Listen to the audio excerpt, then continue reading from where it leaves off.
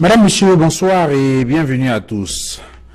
Les opérateurs de téléphonie mobile ont-ils enterré Express Union et les autres? Cette question posée de façon prosaïque résume toute la polémique au sujet de la révolution qu'ont apporté les opérateurs de téléphonie mobile qui s'ingèrent dans les activités de transfert d'argent qui jusqu'ici étaient contrôlées par quelques opérateurs nationaux. Mais surtout, les conséquences que cela entraîne sur le plan économique et social dans notre pays. Ces opérateurs de téléphonie mobile ont-ils le droit d'exercer cette activité de transfert d'argent? Respectent-ils les règles de concurrence au regard de leur spécialité originelle qui est la communication? Cette incursion des multinationales dans cette activité où le monopole était jusqu'ici détenu par des nationaux n'est-elle pas une entrave ou une menace au patriotisme économique? Et si cette révolution apportée dans l'activité de transfert d'argent par ces opérateurs de téléphonie mobile, finalement n'était qu'une aubaine, finalement n'était que des facilités accordées aux populations qui demandent davantage des transactions financières plus fluides? 237 le débat interroge le cadre réglementaire de cette activité des opérateurs de téléphonie mobile et les implications économiques et sociales pour le Cameroun et même l'Afrique. Merci, Madame, Monsieur, de nous recevoir chez vous.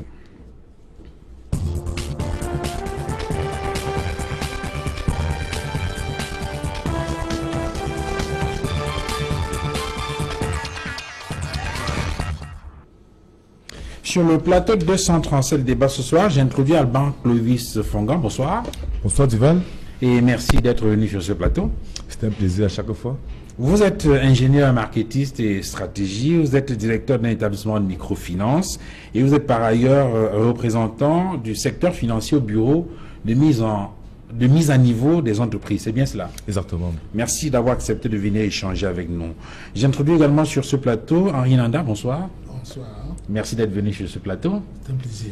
Alors, vous êtes expert financier et pendant plusieurs années, vous avez été directeur de banque, de plusieurs banques. D'ailleurs, l'une d'elles est aujourd'hui au sommet du classement des meilleures banques d'Afrique, Afriland First Bank pour ne pas la nommer. Et aujourd'hui, vous êtes directeur d'une entreprise de leasing. C'est bien cela? Non, rectificatif, je suis directeur d'une entreprise de promotion immobilière. De promotion immobilière. Oui. D'accord, ok. Et vous vous intéressez beaucoup à l'entrepreneuriat de façon globale. Absolument. Voilà. Merci Henri Nanda d'être venu sur ce plateau. J'introduis également Reine Nyoga. Bonsoir. Bonsoir Duval. Merci d'être venu sur ce plateau. C'est un plaisir. Alors vous êtes cadre à Orange Cameroun. En tout cas, vous êtes le chef du produit Orange Money.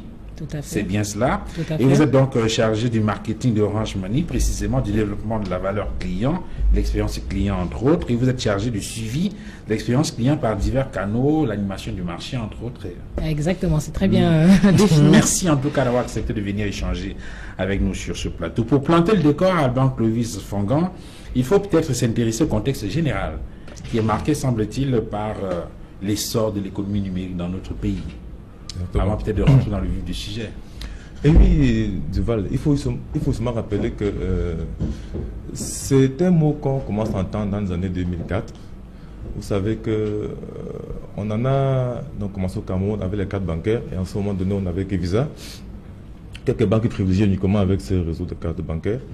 Et je pense qu'à ce moment c'était la seule activité numérique qu'on envisageait. Mais c'est vrai que les banques s'étaient mises ensemble dans les années 2005 pour créer une organe d'Afrique centrale pour gérer que la monétique, avant la venue de l'OMAC, l'Office monétaire de l'Afrique centrale, qui a été mis en place dans les années 2007 également. Et c'est aujourd'hui avec l'évolution qu'on parle de beaucoup d'autres choses en numérique, notamment que le mobile money, les paiements électroniques.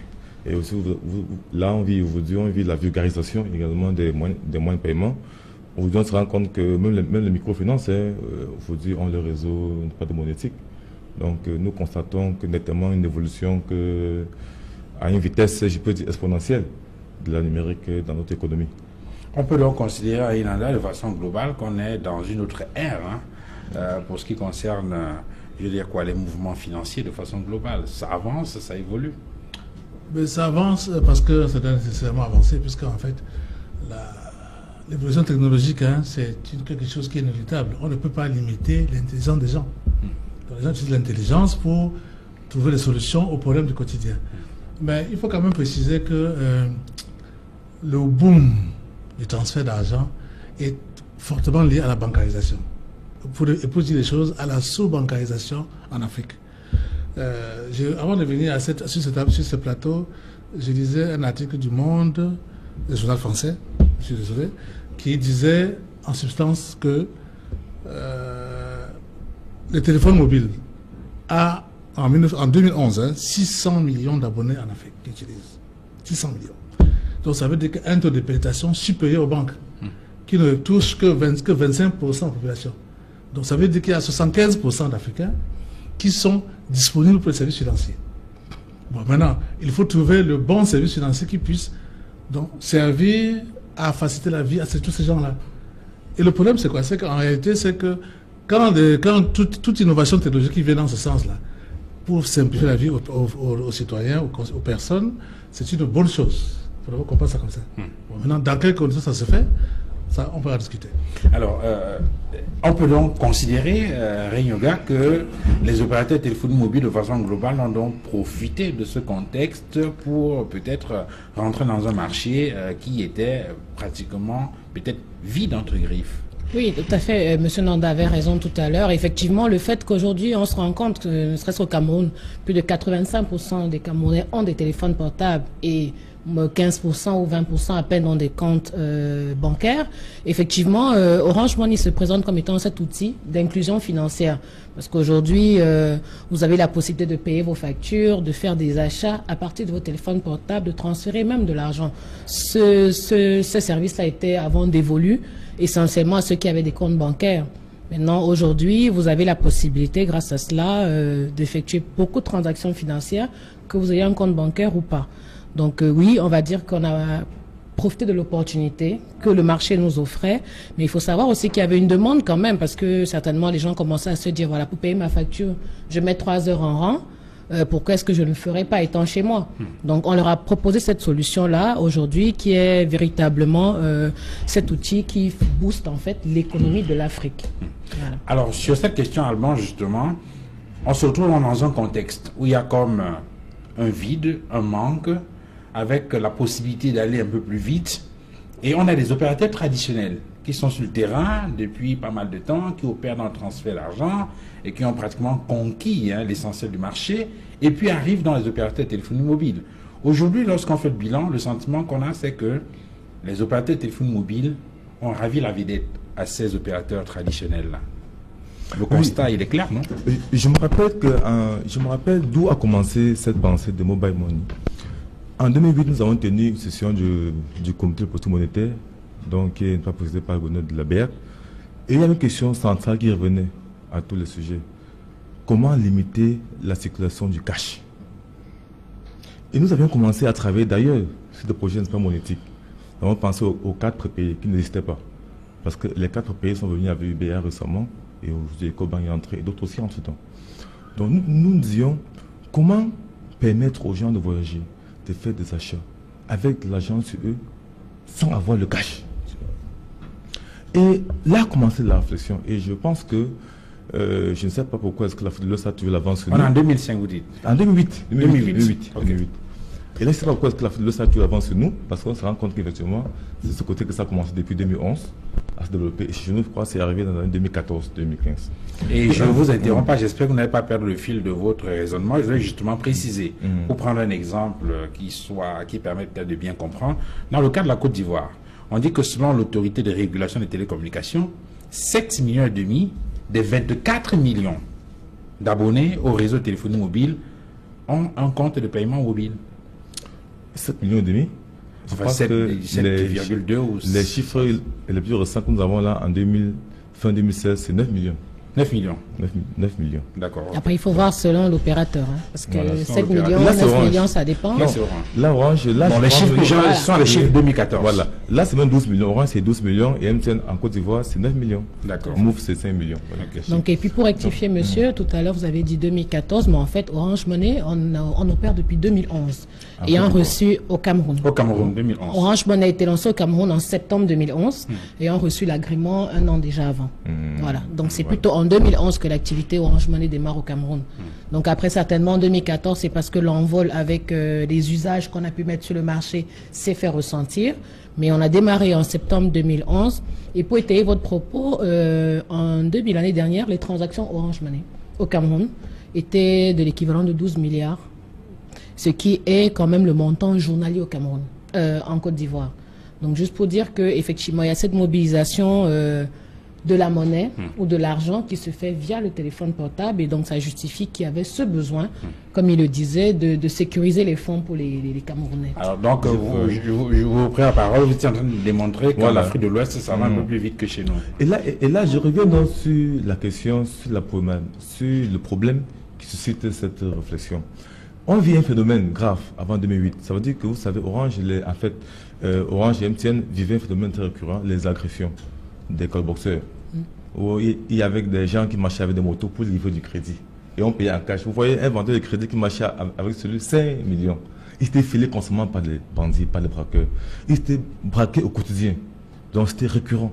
Il fallait donc trouver une solution pour sécuriser les avoirs et les fonds de ces opérateurs. Et c'est là, je pense que c'est là donc que commence la réflexion et qui fait naître donc MTN Mobile Money et ensuite Orange Money.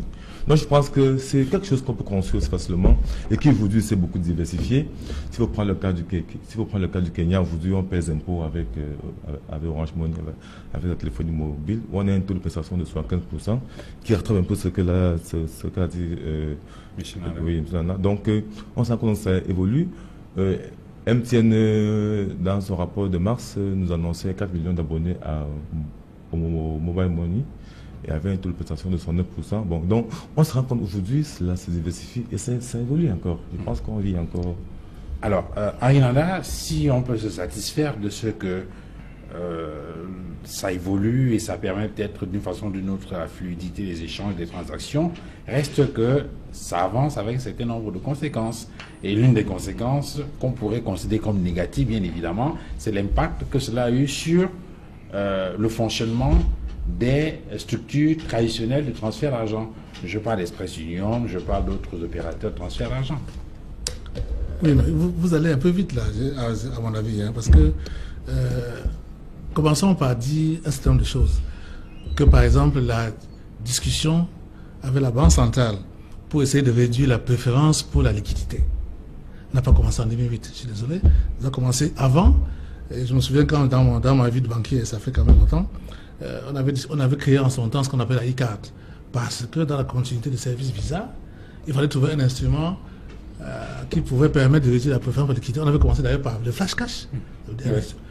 Donc en réalité, c'est quoi le transfert d'argent? Il faut revenir à ça. Parce que il y a un fait générateur. Le transfert d'argent, c'est tout moyen qui permet de réduire la distance entre le bénéficiaire et l'expéditeur. Tout moyen. Et le temps. Hein? Donc, distance et temps, bien entendu. Donc, alors, si vous dites la distance, forcément, c'est nul, hein, vous avez utilisé le temps. Donc, il y a un problème, c'est que les services, les entreprises qui sont dans ce secteur-là sont comme toutes les entreprises, c'est-à-dire soumises à la concurrence qui n'est pas seulement locale, c'est mondial. C'est-à-dire que pendant que ici, vous êtes en train de dormir, là, il y a quelqu'un qui est peut-être dans les Philippines qui est en train de travailler à votre perte. Et si vous vous amusez, ça va vous arriver comme dans la figure, comme un boomerang. Et vous allez disparaître. Donc par conséquent, il faut toujours se mettre à niveau dans ces choses-là, quand on dirige l'entreprise. Bon, maintenant, je pense que la préoccupation qu'on a également, c'est de dire, est-ce que le transfert d'argent est utile? Oui. Est-ce que cela se fait correctement, selon les normes de la profession? Je ne sais pas. Là, je crois que ça fait quelque chose. Ouais, donc ça veut dire qu'on peut se mettre d'accord tout au moins qu'à un moment donné, il y a eu des réflexions qui portaient sur la nécessité de diminuer le flux d'argent qui circulait pour permettre que le mouvement soit plus rapide, plus fluide et plus sécurisant. Bon, je crois que là, au moins, on est d'accord, même si on peut gloser sur la chronologie, ainsi de suite. Bon, ça c'est important. Alors maintenant, sur cet aspect-là, est-ce que vous avez le sentiment que les opérateurs traditionnels de transfert d'argent qui ont opéré sur la place camerounaise depuis un certain temps ont essayé de s'arrimer? Est-ce que ce n'est pas justement en ne s'arrimant pas à cette révolution-là que ces opérateurs se sont retrouvés dans la situation qui est la leur aujourd'hui? Je parle d'Express Union, je parle d'Express Union, je parle de tous ceux qui, à un moment donné, dans notre pays, opéraient, avaient pratiquement le monopole, entre griffes, sur la question de transfert d'argent. Où se trouve le problème de votre point de vue? Le problème d'abord, c'est que c'est une affaire de métier. Quand vous parlez d'opérateurs traditionnels, je ne suis pas d'accord en citant Express Union et tout. Les opérateurs traditionnels de transfert d'argent, c'est d'abord les banques. C'est d'abord les banques qui, dans la définition de leurs activités, telle que c'est écrit partout dans tous les bons livres et dans tous les bons pays, c'est collecter des dépôts, faire du crédit et gérer les moyens de paiement. Les moyens de paiement, auparavant, les banquiers faisaient ce qu'on appelle les mises à disposition. C'est-à-dire, il y a un guichet dans un village X, et puis vous êtes dans un village Y, vous envoyez l'argent et puis il va toucher au guichet. Maintenant, c'est fini, c'est déjà dépassé tout ça. Mais simplement, d'abord, les opérateurs traditionnels, c'est les banques. Maintenant, dans la nomenclature des activités bancaires, des activités commerciales des banques, il y a ce qu'on appelle les établissements de paiement.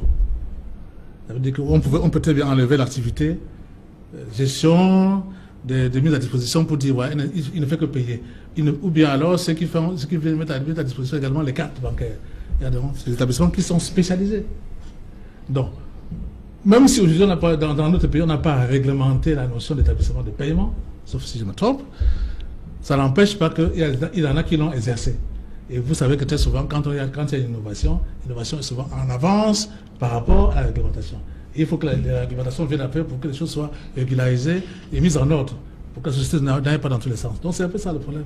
Donc aujourd'hui, il y a un service où il y a un besoin. Ce besoin est satisfait par un certain nombre d'acteurs. Et vous comprendrez très bien pourquoi, par exemple, Express est aussi microfinancé, parce que, sachant que ça fait partie des activités traditionnelles des banques, les microfinances étant bien entendu des banques de certaine taille, c'est normal qu'elles puissent gérer des moyens de paiement, donc de faire des transferts d'argent. C'est comme ça. Donc, maintenant, la préoccupation reste de savoir, est-ce que nous avons des établissements de paiement au Cameroun, ou bien autre chose qui en tient lieu? Est-ce que ce marché est ouvert pour que tout le monde puisse justement utiliser son intelligence pour pouvoir faire du progrès dans ce sens-là, ou bien faire de la croissance dans ce domaine-là? Ça, c'est un problème sur lequel je ne suis pas sûr que ça... Alors, on va sur cette question-là, je vais revenir à vous tout à l'heure, Yoga, sur cette question. Peut-être, vous avez remonté tout à l'heure la chronologie des faits, l'historique un peu, comment cela a commencé, ainsi de suite. Pour revenir sur cette question-là, comment on se retrouve, parce que là, vous êtes pratiquement d'accord avec un André qui estime que les opérateurs traditionnels, c'est des banques. Mais sauf que, enfin, je ne sais pas, sauf si on peut considérer également Express Union comme une banque, peut-être de taille inférieure, vous n'avez pas de microfinance. Alors, donc, comment cette structure-là se retrouve donc sur ce marché-là, avec d'autres structures bien évidemment, et réussissent donc à capter pratiquement l'essentiel du marché? Peut-être qu'en partant de là, ça permettra de comprendre comment plus tard il y a eu cette chute progressive et peut-être finalement brutale. Oui, pour répondre à cette question-là, je vais revenir à une autre question qui est parallèle et qui pose le même problème. Ça veut dire que la relation banque et microfinance. On a vécu ça avec les microfinances. Ça veut dire que les banques étant absentes dans les zones périurbaines, les banques étant absentes dans les zones rurales, les banques étant à un certain niveau inaccessibles aux couches, en fait, aux Camerounais moyens, les microfinances ont trouvé le port d'entrée, sont installés un peu de partout. Et on le peut le transfert d'argent également. Et c'est ce qu'a fait les structures comme Express Exchange et Express Union. Trouvant un marché vite, aujourd'hui Express Union a plus de 655 guichets et papiers dans tout le Cameroun, dans les villages, où on ne peut pas s'installer pour offrir ces services. Donc je pense qu'ils ont uniquement saisi une opportunité et puis ils sont installés. Ils ont apporté un service qui n'existait pas, ou bien qui était difficile à offrir en ce moment donné. Et c'était bien. Mais seulement ce qu'on se plaint, en fait, ce qu'on peut remarquer, c'est que ils n'ont pas suivi l'évolution technologique du marché. Oui, mais avant d'arriver sur les obstacles ou bien les difficultés qu'ont eu ces structures-là à pouvoir s'arrimer à la modernité ou à la mondialisation, on veut dire. Il a parlé tout à l'heure des autres moyens de paiement. Il a parlé tout à l'heure de flash cash qui ont existé à First Bank, entre autres, il y a quelques années. Mais pourquoi est-ce que cela n'a pas prospéré? Je veux dire que est-ce que ce n'est pas parce que justement il y a eu cette absence-là ou ce manque-là qu'effectivement les agents de microfinance sont rentrés sur ce terrain-là et ont occupé pratiquement l'espace? Bon, on sait que généralement nous avions eu un problème de technologie parce que la plupart des produits qui n'ont pas prospéré, comme la I4, qui a eu beaucoup de problèmes technologiques, c'est-à-dire que ça a bien fonctionné à un moment donné, ça a été interrompu. Il y a eu des problèmes avec la Banque centrale qui a bloqué, on a ouvert, il y a eu des problèmes technologiques. Et également SOS Union, qui c'est beaucoup de produits technologiques.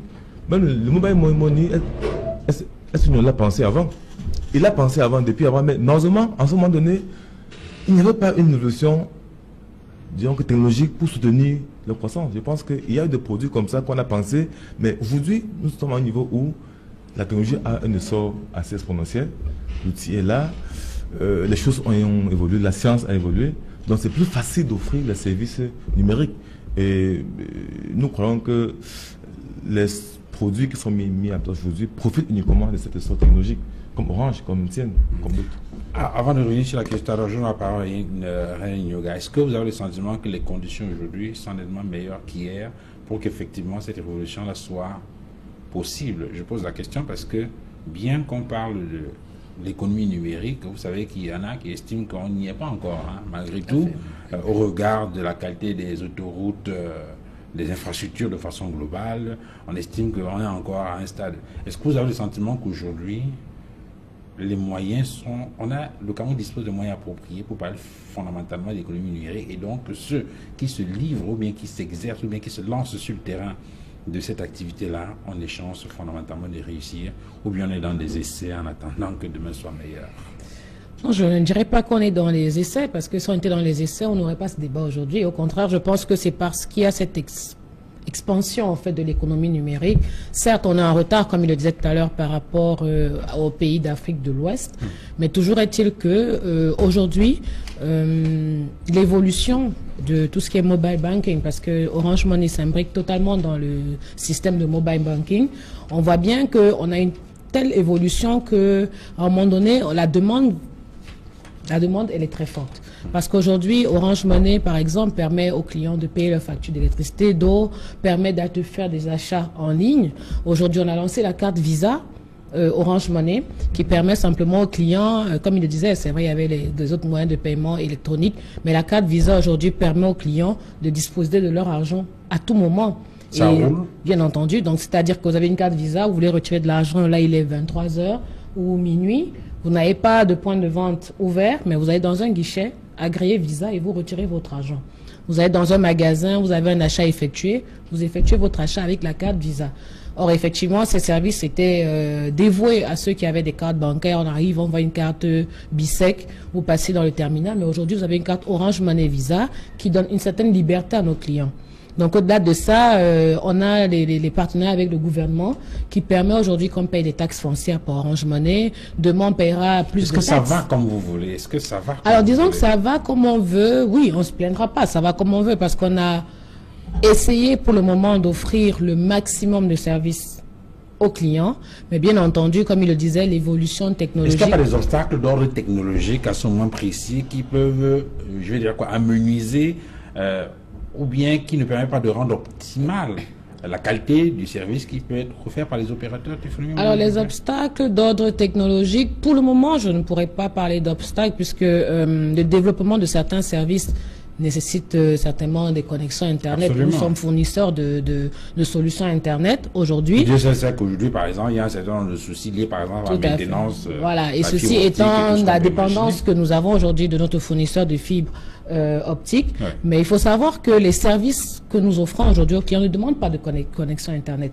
Tout à l'heure, monsieur disait les opérateurs de transfert d'argent allaient dans les villages, sauf qu'aujourd'hui, pour faire des transferts ou retirer des transferts d'argent, il faut la connexion Internet. Ce que Orange Money ne demande pas.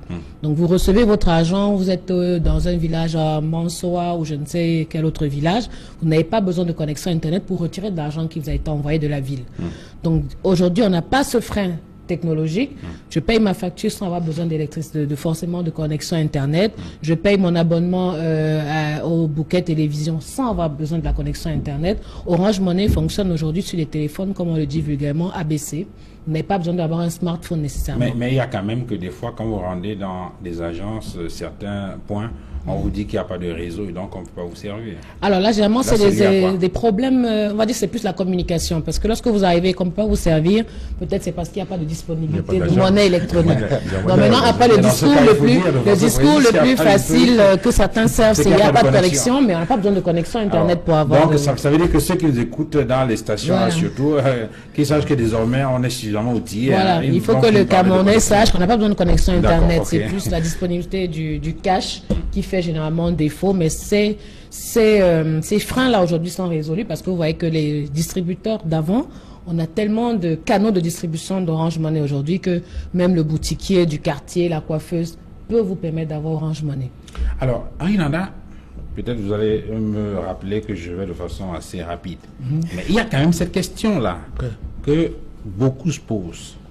Est-ce que Orange Money ou MTN Money, en tout cas les opérateurs de téléphone mobile, qui exercent dans cette activité de transfert de fonds aujourd'hui, sont dans leur couloir? D'abord, je pense que, en fait, je pense d'abord, on a d'abord précisé que c'est une activité de paiement qui est tout à fait réglementaire. Et tout le monde peut l'exercer. Il n'y a pas une interdiction de le faire, quelque entreprise que ce soit. Donc, parce qu'en fait, vous avez pu dire par exemple que bon, les microfinances également, bon, il a fallu un moment réglementer. Et je vous ai toujours dit l'innovation. Les microfinances, c'est des banques. Oui, non, c'est des petites banques. Oui. Mais ils ont trouvé un espace. Et quand on s'est rendu compte que la microfinance se développe, on a travaillé pour faire une réglementation pour que les choses se déroulent de manière harmonieuse. Oui. Donc je vous ai dit que l'innovation est souvent en avance sur la réglementation. Okay. Donc ça veut dire que ne soyez pas surpris que demain peut-être on aille plus loin. Mais simplement, comprenons déjà que le transfert d'argent, c'est lié à deux choses. En fait, l'expansion du transfert d'argent. Premièrement, parce que la sous-bancarisation, c'est très important. Et ça se développe également par définition. Comment dire? Plus tu apportes la proximité, plus tu satisfais les gens. C'est-à-dire que les kiosques, je vois déjà Orange qui fait des kiosques là, où on dit on paye, on dépose, on paye, on fait d'autres transactions. C'est bien. Ça facilite la vie aux gens. Mais le problème de fond, s'il y avait un problème, c'est de dire, est-ce que quand tout cet argent que l'on a ramassé là tout à l'heure d'un montant conséquent, 17 milliards de francs CFA par jour. Donc, si c'est recyclé totalement au sein des banques, c'est bien. Mais si Orange Money franchit la barre et consiste à dire je vous donne du crédit, ce n'est pas bien. En ce moment-là, elle touche à notre métier et doit s'adapter à la réglementation de ce métier-là. Ça veut donc dire qu'il faut que le gouvernement et les pouvoirs publics réglementent ce secteur-là pour que les limites ne soient pas franchies. À moins que ce soit déjà fait. Mais si je peux répondre à M. Nanda, on le sait en fait, Orange Money n'est pas une banque. Nous sommes un opérateur de téléphonie mobile, mais aujourd'hui l'activité est contrôlée parce que nous sommes sous la tutelle de la BEAC avec comme partenaire réglementaire la BISEC. Donc notre activité est totalement contrôlée et l'expansion ou l'ouverture, comme je disais, des nouveaux services tels qu'il a mentionné. Sachez qu'aujourd'hui en Côte d'Ivoire, Orange Money offre des services de pico-crédit.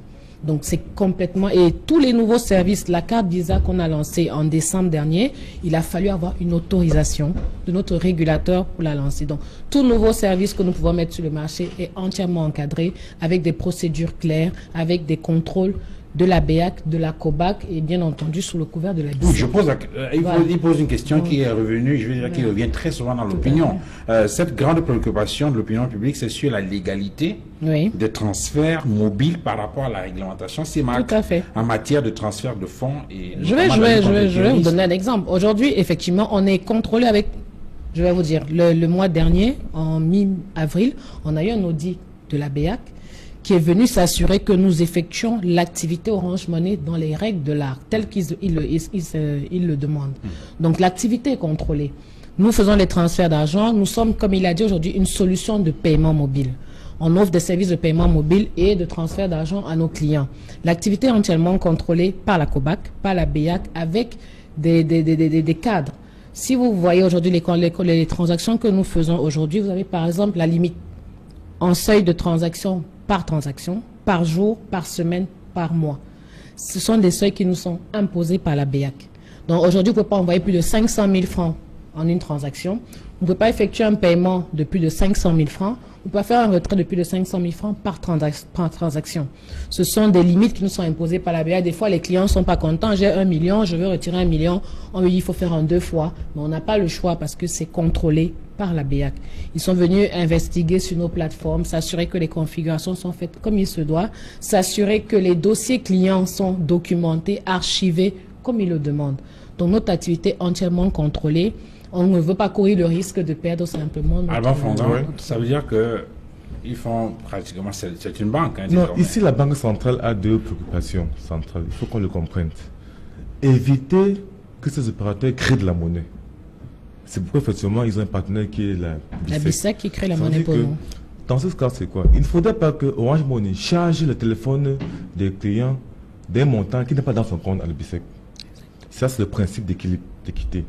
C'est-à-dire que pour que Orange Money puisse charger, le téléphone de 1 milliard de crédit, il faut que ces 1 milliard soit disponible dans son compte. Il faut que lui-même, il ait chargé son compte à la BISEC de 1 milliard pour pouvoir le recharger aux différents clients. Parce que si dans son compte à BISEC, il a 1 milliard, il charge le compte de client pour 1 milliard 100, il a créé la monnaie. Et là, on tend vers l'inflation. On peut avoir, voilà. De deux, maintenant, la Banque centrale veut empêcher la fuite des capitaux. Vous savez que récemment, le gouverneur a incité dans son discours en disant qu'il interdit les opérations hors zone CEMAC, déjà, pour éviter la fuite des capitaux qui viennent déséquilibrer la balance des paiements.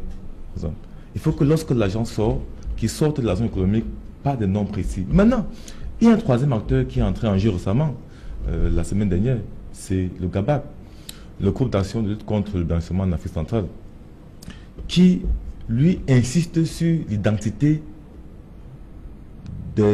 pas des opérateurs, mais l'identité des utilisateurs. Il se plaint qu'il suffit de créer un compte avec la photocopie de la carte d'identité nationale. Ça fait qu'on ne peut pas identifier quelqu'un correctement. Dans la transition, aujourd'hui, vous savez, on vit le phénomène de Boko Haram, où il y a un peu fait des transferts de fonds entre eux. On voudrait au moins, aujourd'hui, ce qu'il y a voulu, c'est identifier ceux qui font le transfert d'argent par téléphone. Et je pense que, à ma façon de voir, je n'ai pas trouvé assez pertinent leur sortie. Ils ont fait un tapage médiatique fort sur cet élément. Je me suis dit que peut-être encore, nous sommes encore dans un environnement où on va augmenter le nombre de lois. Or, il faut uniquement chercher, trouver les outils, la technologie efficace qui permet à ces opérateurs d'identifier conformément comme ils veulent. Oui, on reviendra sur cet élément-là parce que ça touche à la question de la sécurité, de la gestion, des risques liés aux transactions financières. On reviendra sur cette question. Alors, Ariana, est-ce que vos appréhensions entre griffes sont apaisées avec le développement que fait Ring-Yoga sur l'encadrement et le contrôle des institutions de contrôle, justement? Excellent développement parce que j'ai apprécié la séquenciation et puis la précision. Mais sauf qu'il y a une question qui manque là. Comment est-ce que Orange Money gère le fait que quelqu'un qui n'a pas d'argent, qui a un compte Orange Money, dans lequel il a un dépôt, et qui, justement, sans être connecté à BISEC, il a un problème et demande un ajustement. Ça veut dire qu'on lui accorde un crédit pour qu'il puisse téléphoner. Est-ce que cette fois-là également les choses se passent comme vous l'avez dit? Parce que là, oui. Alors, je veux savoir. Il a essayé de l'expliquer. Il a essayé de l'expliquer tout à l'heure. Non. Ah non, si quelqu'un a un compte et que vous lui faites un débit, ça veut dire ce qu'ils font. Hein. Vous dites, bon, attendez, alors, vous n'avez plus rien dans votre compte, mais on vous accorde un téléphone. Non, il y a 2 comptes. Attendez, vous allez expliquer tout à l'heure, n'est-ce pas? Mais vous, on vous accorde une rallonge de 100 francs, de 200 francs. Vous avez créé de la monnaie. Alors, je pense que là, vous ne parlez pas d'Orange Money, c'est un de nos services appelés SOS Crédit. SOS Crédit, c'est un service voix qui permet au client simplement, s'il n'a pas de crédit, on lui prête du crédit. Le jour où il recharge son téléphone, on récupère l'argent qui lui a été donné. Mais je vais toutefois répondre à la question parce que M. Fongan a embrayé dessus tout à l'heure. Nous ne créons pas la monnaie. La BISEC crée la monnaie pour nous et nous sommes distributeurs de monnaie électronique. Donc, c'est-à-dire, comme il le disait, on appelle des unités de valeur. Une unité de valeur chez nous équivaut à 1 franc. Donc, si on a 1 milliard de francs qui tournent dans notre écosystème, nous avons 1 milliard de francs qui est disponible à la BICEC. Tous les opérateurs, tous les partenaires que nous avons, qu'il s'agisse des NEO, de CDE, de Canal+, ou même les distributeurs qui font le cash-in, cash-out, donc le dépôt et retrait, sont identifiés au niveau de la BEAC. Donc, une fois qu'ils viennent nous voir, on veut distribuer Orange Money, vous avez 5 millions de dépôts initial pour démarrer, cet argent est déposé à la BICEC, la monnaie virtuelle est créée et nous la mettons à disposition de nos clients.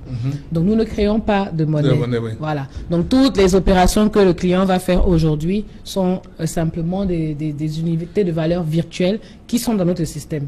Et aujourd'hui, une fois qu'on n'a pas d'argent disponible à la BEAC ou à la BICEC, et pas d'argent dans notre plateforme, le système ne pourra pas marcher. C'est compliqué, vous allez voir, vous allez prendre des factures Eneo et vous encaissez. Non, mais même pour que ce soit encaissé. C'est-à-dire, je vais vous expliquer. Aujourd'hui, si on a ce mois-ci, disons 100 millions qu'on a créé en termes de monnaie électronique sur la plateforme, nos clients se mettent à payer leurs factures. Et les 100 millions sont épuisés. Si nous n'avons pas créé 100 nouveaux millions, le prochain client ne pourra pas payer sa facture. Donc, il faut qu'il y ait de l'argent sur la plateforme de manière électronique ou virtuelle, la monnaie virtuelle, pour que le service marche. Donc, si aujourd'hui, on ne réapprovisionne pas notre compte à la BICEC et qu'on laisse les transactions se faire, une fois que l'argent ou la monnaie créée est épuisée, parce qu'elle va être épuisée, puisqu'il y a des remboursements qui sont faits, il y a des virements qui sont faits dans les comptes bancaires de nos différents partenaires. Nous sommes en partenariat aujourd'hui avec votre ancienne boîte, Afriland First Bank, dans le cadre du service bancaire que nous offrons cet argent pour que les clients puissent faire des transactions de leur compte bancaire vers leur compte Orange Money. Il faut qu'il y ait de la monnaie créée sur la plateforme. Alors, donc vous dites que s'il n'y a pas cette monnaie-là, le prochain client qui vient n'est pas servi. Et donc, on va avoir un discours comme ce qu'on a très souvent là, à savoir qu'il n'y a pas de connexion. Alors, c'est ça. Alors, sur cette question-là, peut-être avant d'évoluer, vous étiez en train d'expliquer tout à l'heure la chronologie des faits. On a accusé, et Rein Yoga va répondre là-dessus tout à l'heure, on accuse les opérateurs de téléphonie mobile d'avoir assassiné, entre griffes. Bon, vous avez dit tout à l'heure que le mot, c'est pas le mot exact, les opérateurs traditionnels, notamment ceux qui opéraient dans le transfert d'argent, Express Union et les autres. Est-ce que pour vous, c'est une accusation qui tient? Non, moi je dis non. Et je le dis, ça c'est la 4e fois que je dis sur un plateau. J'ai intervenu à plusieurs plateaux où cette question revient. Express Union et Express Exchange ont tué le mandat de la Campus. Il faut qu'on le reconnaisse. Hein? Autrement dit, qui tue par l'épée? Même pas qui tue par l'épée. Moi je vais dire, et aux dirigeants de Express Union, je l'ai toujours dit. Tout à l'heure, j'ai parlé avec M. Nyoga de la mise à niveau. Oui, mais vous savez que sur cette question-là, il y en a qui ne sont pas tout à fait d'accord sur la séquenciation chronologique, qui estiment que le mandat poste est même mort avant l'arrivée de l'Express Union. On se souvient, comment on appelle ça, la révolution de griffes qu'a voulu lancer Sanda Oumarou à la poste, pour certains, avant même que Express Union arrive, le mandat poste avait pratiquement disparu. Nous traversons une ère où les choses vont vite, où tout doit aller vite. Ce matin encore, je suis allé faire un retrait à Express Union, comme envoyé du Gabon. J'ai 4 noms sur ma carte d'identité. On a omis un nom, on ne va pas payer. Par exemple. Donc nous sommes aujourd'hui dans un environnement où les choses vont vite, les choses doivent aller vite. Je pense que Express Union a eu tout ce qu'il pouvait avoir comme opportunité. Parce que vous savez, dans les années, à chaque fois depuis 2007, ils nous ont annoncé une innovation qui a vécu 2 mois et qui a disparu. Donc je pense que c'est uniquement parce que Express Union n'a pas eu la capacité à soutenir l'évolution du marché. Parce que lorsque le marché évolue, si vous n'évoluez pas avec elle, vous serez en retard. Vous vous rattrapez. Je pense qu'à ce niveau-là, il a manqué uniquement l'esprit l'inventivité. Non, il y a une inventivité. Pour ça, ils en ont eu. Il y a eu la matérialisation donc. Il y a eu Express Union mobile bien avant Orange Money. Mais ça n'a pas vécu dans le temps, ça a disparu aussitôt. Il y a eu beaucoup de projets que Express Union a mis en place, mais qui n'ont pas prospéré. Donc, je ne veux pas entrer dans des détails en termes, moi je pense que c'est beaucoup plus le problème de management. Les dirigeants de Express Union ont été beaucoup dispersés, ne sont pas concentrés sur le marché et n'ont pas vu les choses arriver. Et je pense qu'ils ont plus de retard. Donc, de ma part, il faut qu'on encourage nos entreprises à être au pas du marché. Et parce que si nous en entrons dans le cas de Express Union, on peut vous relater au moins 5 innovations qui étaient la bienvenue. mais qui n'ont pas prospéré. Peut-être parce qu'à ce moment donné, ils avaient lancé avant le temps, il n'y avait pas assez de technologie, il n'y a pas de technologie efficace. Comme aujourd'hui, il y a tout est disponible là. Donc, et vous savez aussi, il y a des produits qui ont eu de la peine. Même MTN Mobile Money a eu de la peine, beaucoup. C'est même le mois dernier qu'on vivait. Et il y a une question d'appropriation de la technologie. Et nous pensons que ceux qui l'ont mieux approprié... Quand on dit technologie, c'est quoi de façon précise? Qu'est-ce qu'il fallait faire qui n'a pas été fait? Lorsqu'on dit appropriation de la technologie, vous comprenez bon, que pour que chaque opérateur se vende d'avoir un plus par rapport à l'autre, sur un apport ou une innovation technologique ou une découverte ou un droit de licence qu'il a acquis, que l'autre n'a pas acquis, soit une invention scientifique qu'il a acquis, que l'autre n'a pas acquis. Et nous pensons qu'aujourd'hui, parmi les acteurs, l'un dit je suis le numéro 1 en qualité de service, l'autre dit que je suis le numéro 1 en couverture.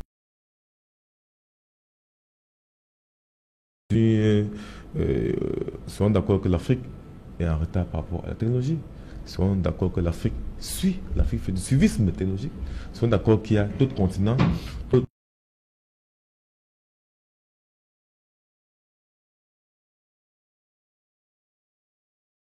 l'avance vont prendre les devants.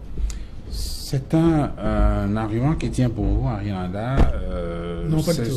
Ces structures n'ont pas pu s'arrêter. Non, pas du tout. Je pense que je refuse l'idée que l'Afrique a des retards technologiques sur des problèmes comme l'informatique. Okay? Parce que nous avons des ingénieurs informaticiens qui, à part peut-être le secteur dans lequel nous discutons aujourd'hui, ont fait des choses intéressantes ailleurs. Le problème de l'explosion des compagnies, c'est la stratégie d'entreprise. Ça veut dire que l'innovation, ils font de l'innovation, mais ils arrivent à un plafond de verre. C'est la question des alliances. Savoir dire, je veux marcher avec X, avec Y, parce que nous avons intérêt à y aller ensemble. Vous avez vu par exemple que Orange dit, moi je vais avec Bissec. Okay? Parce que Bissec apporte quelque chose, Orange apporte quelque chose. Et ensuite, ensemble, ils construisent une plateforme qui travaille et gagne des marchés. MTN dit, je travaille avec Afélan. Je construis une alliance et on peut progresser. Ces messieurs-là, ces entreprises-là, ont fait des innovations, mais elles sont arrivées au plafond de verre qui consiste à dire comment on peut faire pour dépasser ça et donc faire des produits grand public qui puissent satisfaire le plus grand nombre et donc élargir le marché. Et elles sont coincées par rapport à ça. Alors, sur cette question-là, lors du passage devant le JICAM, en août 2016, le directeur général d'Express Union déclarait l'encours de crédit de sa structure à 1,8 francs CFA et un encours de dépôt à 33 milliards de francs CFA. Est-ce que dans le même sillage, on ne peut pas penser qu'il y a des établissements de microfinance, des établissements de transfert d'argent qui méritent d'être transformés en banque? Est-ce qu'on peut situer ça dans le déficit de stratégie que vous êtes en train de souligner pour justifier, par exemple, les manquements observés? Pourquoi transformer en banque pour faire un métier qu'elle ne maîtrise pas? Vous avez vu, quand deux entreprises s'allient, ça veut dire que, je veux dire, chacune est professionnelle dans son secteur ou dans son couloir, comme vous voulez. Et elles mettent des forces ensemble. On ne fait pas des alliances pour le plaisir de faire des alliances, mais on fait des alliances parce qu'il y a un objectif et parce qu'il y a des compétences qu'on apporte. Donc, ok, vous êtes une microfinance, vous voulez faire une banque, très bien, mais c'est notre métier. Est-ce que le coût d'accès à ce métier-là, vous allez supporter? C'est ça le problème. Je pense pas que c'est la solution. C'est ça. Même en matière de microfinance, une information n'a pas été reçue pour Express Union. Ils ont perdu beaucoup. C'était pas le métier.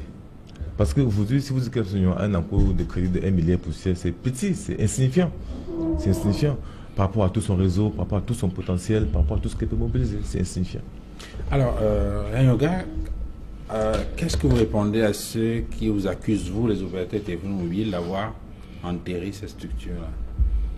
Ben écoutez, alors, sans vouloir rentrer dans une guerre de justification, ce qu'on va dire, c'est qu'on a tué personne. On a tué personne simplement parce que sinon, les partenaires tels que Eneo diraient Orange Money a tué le paiement de factures d'électricité. Parce qu'on a offert simplement aux Camerounais la possibilité d'avoir accès à une solution de paiement. Aujourd'hui, on voit bien que des enseignes telles que le Eneo permettent aux clients de payer leurs factures par divers moyens, en ligne, par téléphone, dans des points, avec des associations avec certaines enseignes. Donc on n'a pas tué le transfert d'argent. Mais là, les agences Esprit sont en train de fermer. Hein. Il y a des gens qui vont au chômage, il y a les licenciements. Il y a quand même... mais ce n'est pas de notre fait. Ça ne peut pas être de notre fait pour la simple raison qu'aujourd'hui, les clients, on leur a donné accès à quelque chose. Il le disait tout à l'heure, il allait retirer de l'argent pour un défaut sur 1 ou 2 noms, il a un souci. Mais parce qu'aujourd'hui, au lieu de se déplacer pour aller prendre de l'argent, on envoie de l'argent à son épouse à la maison pour qu'elle paye la facture d'électricité. On envoie de l'argent à la maman au village pour qu'elle puisse payer le loyer. On envoie de l'argent sans avoir à se déplacer. Ces entreprises ou ces banques qui traditionnellement offraient ce service-là aujourd'hui n'ont pas la disponibilité que nous avons. Nous sommes disponibles 24 heures sur 24 parce qu'étant chez moi, je peux acheter du crédit de téléphone. Pourquoi est-ce qu'on ne dit pas qu'Orange Money a tué l'achat de crédit, qui est aussi un service, on va dire, natif d'Orange Cameroun? Mais aujourd'hui, les clients savent qu'ils peuvent acheter des crédits. Les callbox aussi disparaissent. Mais non, simplement que c'est une mutation de l'activité vers des activités qui intéressent aujourd'hui le marché. On ne va pas justement rester sur une offre classique pour dire que voilà, on ne fait que ça parce qu'on veut s'entêter à le faire. On écoute le marché, on évolue vers ce que le marché veut. Et aujourd'hui, comme je le disais, le monde rural a accès à un certain nombre de services. Aujourd'hui, on a permis simplement aux clients de faire un éventail de choses qu'ils n'avaient pas la possibilité de faire avant. Et donc cette révolution-là se fait avec des conséquences économiques et sociales qui peuvent être désastreuses, non? Très bonne, parce que les callbox dont vous parlez, par exemple, hein, elles ont aujourd'hui un éventail d'activités. Tout à fait. Plus large. Tout à fait. Auparavant, un callbox, en fait, pour ce dont je me souviens, c'était quelqu'un qui vendait des cartes. C'est tout simplement ça. Aujourd'hui, à un callbox, on fait beaucoup de choses. Tout à fait. Et ça fait que les callbox sont des activités devenues de plus en plus rentables. Et ça résout indirectement ou directement, ce que vous voulez, le problème du chômage qu'on a dans ce pays. Donc, c'est une bonne chose, parce que sur le plan économique, c'est incontestablement une bonne chose. Maintenant, la question de est-ce qu'on a tué Express ou bien est-ce qu'on a tué comment on appelle ça, Express Exchange. En réalité, vraiment, quand des managements ne vivent pas à la hauteur ou bien a des problèmes, il faut qu'ils s'en prennent à lui-même. Vous savez, vous voyez aujourd'hui par exemple que les constructeurs d'automobiles sont en train de faire une grosse mutation. Des produits qu'ils vont mettre sur le marché. De grosses mutations. Vous n'avez pas idée de ce qui se passe maintenant avec les automobiles, les voitures électriques, les voitures hybrides, mais c'est des choses, elles sont obligées de le faire parce que le marché progresse. Tout à fait. Et quand le progrès progresse, ça veut dire que le progrès technique fait que les choses changent. Et si vous ne vous adaptez pas, et si vous ne trouvez pas les bons partenaires pour vous adapter, eh bien vous allez disparaître. Je suis désolé. Alors, Alain Fongan, d'abord à Renyoga, puis à vous. L'autre préoccupation dans cette affaire, c'est sur le respect des règles de concurrence au regard de la spécialité de ces opérateurs-là qui, originellement, est la communication. Oui. Est-ce qu'il n'y a pas un problème au niveau du respect des règles de concurrence? Alors, respect des règles de concurrence, je ne suis pas sûr de comprendre, mais... Comment fait la concurrence déloyale? Concurrence déloyale, mais vis-à-vis de qui, il faut peut-être savoir, parce qu'aujourd'hui, en tant qu'opérateur de téléphonie mobile, de ce que je sais, nous offrons presque tous le mobile money, et la différence entre nous et ces plateformes de transfert d'argent, c'est que nous avons plus que le transfert d'argent offert aux clients. Parce qu'on insiste sur le fait que nous ne sommes pas un opérateur de transfert d'argent, nous sommes une solution de paiement mobile. Il faut qu'on le comprenne. Donc à côté de la solution de paiement mobile qu'on offre aujourd'hui à nos clients, nous offrons aussi le transfert d'argent. Mais ce n'est pas le seul service que nous offrons à nos clients. Il y a un éventail de services que j'ai cités aujourd'hui qui nous rapportent aujourd'hui des clients qui affectionnent le service. Est-ce que vous comprenez que les gens n'arrivent pas très bien à comprendre ce mouvement-là? C'est-à-dire que on présente le Orange comme un groupe de télécom au départ. Maintenant, on trouve Orange sur le terrain de transfert d'argent. Mais nous ne sommes pas les premiers à le faire. Parce qu'aujourd'hui, quand vous regardez ce qui se passe en Occident... Mais la faute commune ne crée pas le droit. Non, on ne parle pas de faute commune. On parle de mutation tout à l'heure parce que vous allez bien voir qu'aujourd'hui en Europe, les gens évoluent. Je veux dire, celui qui faisait les appels téléphoniques avant, ils offrent des banques mobiles aujourd'hui. La technologie évolue. Avant, les cartes bancaires, c'était pas le commun des Camerounais, mais aujourd'hui, on voit de plus en plus de personnes qui payent par carte bancaire. On voit de plus en plus de banques qui offrent des cartes prépayées. De l'autre côté, aujourd'hui, vous avez des solutions NFC, vous avez des solutions de cartes bancaires qui permettent aux clients de se départir du cash. Donc, nous avons profité de l'opportunité qu'offrait le marché parce que les clients ont des téléphones portables. On avait une solution technique qui était le mobile money. Nous sommes allés voir une banque, nous sommes allés voir le régulateur. On a eu l'autorisation d'offrir ce service de paiement mobile. Donc, on ne pourra pas parler de concurrence déloyale, mais je voudrais te dire que c'est eux qui font de la concurrence déloyale à persister à dire que nous avons tué qui que ce soit. Nous n'avons tué personne parce qu'aujourd'hui, nous n'avons pas tué la Direction générale des impôts quand on permet aux clients de payer la taxe foncière. Pourquoi est-ce que la Direction générale ne dirait pas qu'on n'encaisse plus comme avant dans nos guichets parce que maintenant les clients payent étant chez eux? Non. Eneo ne dira pas que les caissiers manquent de travail parce que les gens payent. Il y a quand même des plaintes, hein. Peut-être que vous... Oui, mais le client, pas. à la fin de la journée, comme on le dit, c'est le client qui est roi. Dès que le client est satisfait, de toutes les manières, le chiffre d'affaires de l'un et de l'autre augmente. Donc, on a offert une solution à nos partenaires qui facilite la vie de leurs clients. Ils ne pourront pas se plaindre d'avoir eu cette solution. Alors, à Mafongan, c'est vrai que, bon, il y a des facilités. Ceux qui sont dans le réseau, ils bénéficient d'un certain nombre d'avantages et tout ça. Mais le problème reste. C'est qu'il y a des gens qui étaient au travail, qui sont maintenant au chômage. Mais est-ce qu'on va dire que les Benskina ont tué les taximans? Donc, il faut que nous acceptons l'idée de la mutation des marchés. En Europe, nous avons vu de la migration. Il y a des gens au chômage, hein? Bien sûr, évidemment. Vous savez que si nos entrepreneurs ne prennent pas en compte la mutation du marché, il va de soi qu'ils vont subir des conséquences. Et je pense même que, je ne pense pas que la solution de mettre les gens au chômage était une solution idoine. S'il faut remettre ça en cause le marché, je ne pense même pas que c'était la solution idoine. Maintenant, on pourrait faire quoi? Non, il faut, comme je dis, parce qu'il y avait des agences désignées partout à travers le pays. Comme j'ai dit, il est question que nos hommes d'affaires, s'adaptent aux mutations du marché. Premièrement, on ne peut pas rester et dormir sur ses lauriers. Revenons sur le cas que vous avez énuméré, puisque nous citons beaucoup le cas de SOS. Vous avez suivi de bout en bout le procès qu'il y a eu avec Express Exchange pour concurrence déloyale. Ça veut dire que Express Exchange se plaint que SOS a créé un second transfert d'argent qui est Money. Il a mis les couleurs de Express Exchange et il va ouvrir les guichets partout où il y a Express Exchange. Il va partout où il y a Express Exchange, il colle un guichet. Et je pense que c'est une stratégie. Je pense que c'est une stratégie qui a beaucoup distrait les dirigeants de SOS Union. Ils n'ont pas vu venir. Ça veut dire beaucoup distrait. Je pense que l'État n'est pas sanctionné à payer 650 millions à Express Exchange pour concurrence déloyale. Donc ça veut dire qu'ils n'avaient pas vu où venait le mal. Oh, effectivement, ça venait d'ailleurs. Il fallait travailler plutôt sur le concurrent qui venait. Mais ils n'ont pas eu de flair de travailler sur le concurrent Orange et MTN qui arrive. Mais ils ont plus travaillé sur le concurrent Express Exchange qui prenait de l'ampleur. Et ça a beaucoup distrait. Non, je ne pense pas que la solution de licencier du personnel était... Parce que rien n'empêche SOS Union de vendre, de servir Orange comme MTN Money. Rien n'empêche. Je pense même que Express Exchange aussi a commencé un temps. Il a servi Orange Money avant d'arrêter, pour des raisons dont j'ignore. Rien ne l'empêche de servir Express Exchange est partenaire d'Orange Money. Ils font dans la distribution Orange Money. Il le fait. Il s'est approprié de ça. Pourquoi on non, Alors, là, il y a une autre question en rapport avec cette polémique-là. C'est la question du patriotisme économique. Beaucoup estiment qu'on aurait dû tout faire pour protéger ces structures-là parce que c'est un champion national. Je veux commencer par lever une équivoque là sur la concurrence. Vous ne pouvez pas empêcher une entreprise qui, sur un marché, bénéficie d'un avantage concurrentiel de ne pas l'utiliser. Orange Money, tous les opérateurs télécoms bénéficient d'un avantage concurrentiel important, c'est que il y a le téléphone qui peut servir de terminal de paiement.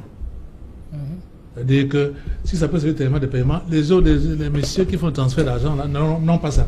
Donc pourquoi vous voulez les empêcher d'utiliser cet avantage concurrentiel pour aller être compétitif sur le marché?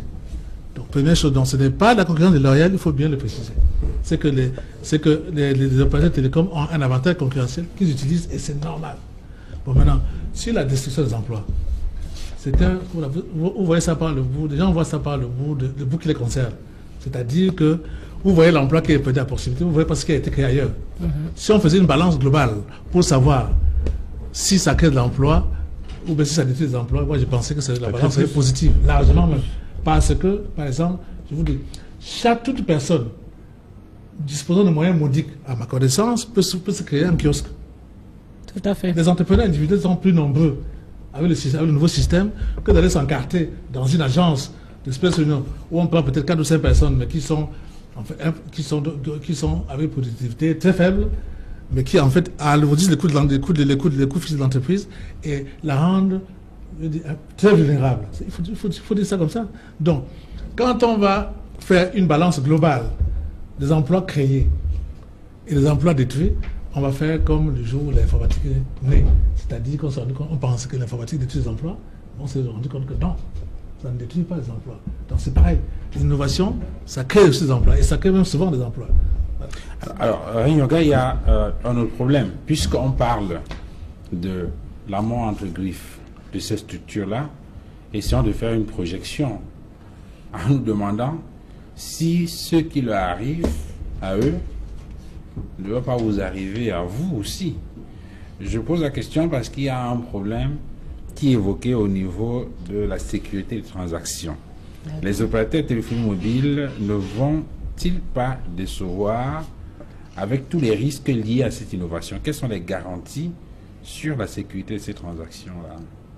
Alors, la mort, si mort il y avait, ne viendrait certainement pas d'un problème de sécurité, étant donné que c'est le plus gros avantage qu'Orange Money offre aujourd'hui à ses clients. Parce que, comme je le disais déjà, pour avoir un compte Orange Money, vous avez des étapes à franchir en termes de documentation. Mais pour effectuer une transaction Orange Money, vous avez ce que nous appelons le code secret. Le code secret qui est un code personnel connu du client, qui lui permet de valider chaque transaction qu'il effectue. Vous voulez envoyer de l'argent, à la fin, il faut saisir votre code secret, qui est un code à 4 chiffres que le client lui-même crée à l'ouverture de son compte. C'est ce qu'on utilise d'ailleurs lorsqu'on a des cartes bancaires devant un distributeur. Donc aujourd'hui, la sécurité est le gros avantage qu'Orange Money offre à ses clients, parce que si votre téléphone vous est dérobé aujourd'hui, le voleur pourra peut-être prendre la SIM, effectuer des appels ou je ne sais pas quoi, mais il ne pourra pas utiliser votre compte Orange Money n'ayant pas votre code secret. Vous allez reconduire votre numéro demain, retrouver votre numéro de téléphone Orange. Vous parlez de Monsieur Tout le Monde. Bien entendu, je parle de Monsieur Tout le Monde. Je ne sais pas si j'ai entendu parler des brouteurs. Alors, brouteurs, je ne sais pas. C'est vrai qu'aujourd'hui, on a malheureusement été victime d'une cabale, ce qu'on a voulu l'appeler comme ça, où des personnes se faisaient passer pour nous en envoyant des messages à nos clients. C'est d'ailleurs l'occasion de leur demander d'être très vigilants. Les gens recevaient des SMS disant oui, vous avez gagné de l'argent pour votre fidélité à Orange Cameroun ou à Orange Money, faites X ou faites Y, allez dans tel guichet Express Union ou Express Exchange pour faire X, Y, Z. C'est l'occasion du guichet Express Union ou Express Exchange pour faire X, Y, Z. C'est l'occasion en fait pour nous de dire aux clients, faites attention. Parce que justement, lorsqu'on a un service comme celui-là, on est victime généralement d'arnaques. Ça se fait. Mais aujourd'hui, nous, quand nous envoyons des messages à nos clients, nos messages sont signés d'Orange. On n'envoie pas des messages avec des numéros impersonnels ou des numéros lambda. Nos messages sont signés d'Orange. Nos messages ont des séquences particulières et nous ne demanderons jamais à des clients de payer pour retirer des lots. Donc vraiment, j'appelle les clients à plus de vigilance. J'appelle les clients à nous contacter en cas de doute lorsque vous recevez un message frauduleux. Et voilà. Donc en termes de sécurité, nous n'avons pas de soucis. Notre service est rapide, simple et très sécurisé. Donc le code secret est la clé qui vous ouvre les portes à votre compte Orange Money. On a aussi les codes secrets pour accéder à Facebook et autres, mais les gens réussissent quand même à rentrer. Ah, les codes pour Orange, généralement, quand vous connectez à votre page Facebook, première fois, deuxième fois, vous demandez à ce que le code sur le mot de passe soit enregistré. Donc, de sorte que dès que vous ouvrez, directement, vous êtes connecté. Vous n'avez pas à saisir le code à chaque fois quand vous ouvrez votre Facebook. Il y a des gens qui rentrent dans notre compte. Mais la sécurisation, elle se fait autrement. Là, c'est autre chose. Voilà. Aujourd'hui, on a des applications qui permettent de sécuriser votre téléphone. Non, mais pour parler plus sérieusement, les clients ont la possibilité de modifier leur code secret à leur guise. Ils accèdent à leur dièse 150 dièse, ils vont dans le menu gestion de leur compte, ils modifient leur code secret s'ils ont l'impression qu'une personne a déjà leur code secret. Oui, je me permets d'intervenir sur la question de la mort de l'entreprise, parce qu'en fait, ça ne concerne pas Orange seul. Et c'est pour ça que, même si je veux dire quand je dis Orange, excusez-moi de personnaliser un petit peu, hein, ça peut s'exprimer ainsi. Non, ça concerne toutes les entreprises, tous les organismes vivants, qu'ils soient individuels ou collectifs, naissent, vivent et meurent. C'est ça le problème. Donc, toutes les entreprises là, qui pensent qu'elles sont aujourd'hui, qui tiennent aujourd'hui le haut du pavé, si elles ne prennent pas de précautions pour suivre le marché, pour anticiper, pour créer des produits nouveaux, tout cela fait que, inévitablement, la concurrence arrive, des idées nouvelles arrivent, des personnes plus intelligentes arrivent. Donc c'est comme ça. C'est ça la vie. Je veux me dire que Orange a annoncé, si je ne me trompe pas, de moi, 100 000 points de vente en 2016. Je pense qu'aujourd'hui, Orange Cameroun serait à 5 000 points de vente au moins environ. Et lorsque nous voyons les emplois, ça crée. Ça une seconde, ça c'est des entrepreneurs individuels. Voilà. Une catégorie que le Cameroun connaît peu. On parle toujours des TPE et des PME, on ne parle pas d'entrepreneurs individuels. C'est une catégorie de personnes qui aujourd'hui se prennent en charge, qu'on n'intègre pas dans les statistiques, et pourtant c'est des emplois créés. Tout à fait. Bon, oui. Non, je disais ça. Non. Vous dites quand je prends un cas simple, hein, les stations totales aujourd'hui. Vous vous rendez compte que quand vous allez dans une station, vous vous rendez compte qu'il y a 1-2 personnes de plus pour faire l'expression Orange Money. Ça, c'est rien que la station totale. Maintenant, quand on voit les kiosques, on se rend compte, si on fait réellement la comparaison avec les emplois que l'association a perdu, on va se rendre compte qu'effectivement, on a plutôt créé. On a plutôt créé plus, beaucoup plus, mais on ne voit pas ça. On s'attaque, on se fiche sur une chose, et comme au Cameroun, nous savons bien nous accrocher sur des détails, et on perd le temps sur ça, au lieu d'arrêter devant. On perd le temps sur des choses qui sont statiques, qui ne sont pas assez utiles, qui ne sont pas assez importantes. Alors, sur cette question des transactions ou des mouvements de fonds, oui. On a entendu dire, vous allez nous édifier là-dessus, qu'en Afrique de l'Ouest, par exemple, à un moment donné, je crois que c'est la BCEAO qui a été obligée d'interdire les transferts de fonds des pays d'Afrique de l'Ouest vers la France. Alors, ce qu'il faut savoir, en fait, les gens ont très mal interprété cette décision. Effectivement, ils n'avaient pas l'autorisation sur les devises. Oui. C'est-à-dire que vous avez aujourd'hui ce qu'on appelle le transfert régional qui permet à certains pays de l'Afrique de l'Ouest, c'est-à-dire que je paie dans un pays, je transfère de l'argent à un autre qui a un compte Orange Money dans ce pays-là. Mais une fois qu'ils ont commencé à le faire avec une devise différente, là, ils n'avaient pas l'autorisation de le faire. C'est justement cette décision qui a été prise. Donc, c'était plus en termes de devise qu'en termes de blocage. Voilà. Donc, le transfert sous-régional se pratique dans certains pays où il y a Orange Money. Mais ce transfert international qui inclut les devises telles que l'euro ou le dollar, nous n'avons pas encore l'autorisation là-dessus. Donc ni en Afrique de l'Ouest, ni en Afrique centrale. Tout à fait. Donc c'était essentiellement... et aujourd'hui, même ici au Cameroun, on n'a pas l'autorisation de faire le transfert international. La BEAT nous l'a rappelé encore il y a 2 semaines lors de l'audit. Nous n'avons pas encore l'autorisation parce que justement, comme je l'expliquais, ils doivent travailler dessus, savoir comment encadrer l'activité, savoir comment contrôler justement ces flux entrants et sortants avant de nous dire « Ok, vous avez la possibilité de le faire ». Donc voilà. Sur cette, en dehors de cette affaire-là, on a entendu parler de cette affaire de Orange Bank. Orange Bank, en France. En France. Oui. Donc je le dis ça, il a dit, c'est les mutations, la banque mobile. Ça a commencé en France, on a parlé de... Pour l'instant, c'est en France. Orange Bank, c'est en France. Qui a acheté à 65% des parts dans le groupe... oui, Groupama. Groupama, voilà, justement. Oui. Et je crois que depuis début 2017, effectivement, alors donc, décidément... c'est une mutation c'est une mutation que le marché nous impose. Vous voyez, aujourd'hui, c'est vrai, on était à la base, on offrait des services voix, Internet est arrivé, vous et moi nous appelons un peu moins qu'avant. Aujourd'hui, on utilise plus Internet pour y mettre des appels. Donc, voilà. Je veux dire, si par exemple Orange Santé dit non, on ne donne pas Internet ou des forfaits pour WhatsApp parce que nous sommes là pour donner aux clients les appels, on aura un problème. Donc, autant dans ces pays de l'Occident, l'imposition venant du marché d'évoluer vers une banque mobile s'est faite, autant on ne sait pas dans combien d'années ce sera peut-être le cas au Cameroun, je ne sais pas, je ne suis pas devin, mais aujourd'hui, on essaie d'écouter le marché et dès qu'on a la technologie, on leur offre le service qui correspond. Henri Nada, le groupe Télécom Orange donc, a signé un accord avec l'assureur Groupama pour l'acquisition de la filiale bancaire de ce groupe-là qui a été renommé Orange Bank. On parle d'une entrée dans le capital à hauteur de 65%. Et on dit que les services d'Orange Bank vont couvrir le compte courant, l'épargne, le crédit et l'assurance, ainsi que le paiement, avec un objectif de 2 millions de clients en France. Et visiblement, elle a dit qu'elle n'est pas... Devin. Je suis pas devin. Mais visiblement, dans quelques semaines ou dans quelques mois, on va en entendre parler dans notre pays. Est-ce que c'est une bonne nouvelle vue du Cameroun et vu, je dis vous, en tant qu'entrepreneur, en tant que citoyen, avec déjà ce qu'on observe sur la place camerounaise? Je ne sais pas si c'est une bonne nouvelle, mais en tout cas, c'est une évolution logique, okay, pour une entreprise comme celle-là. Parce que le métier de banquier, c'est quoi? L'avantage énorme qu'elle apporte, que Orange apporte à la banque de Groupama, c'est qu'en matière de collecte et de dépôt,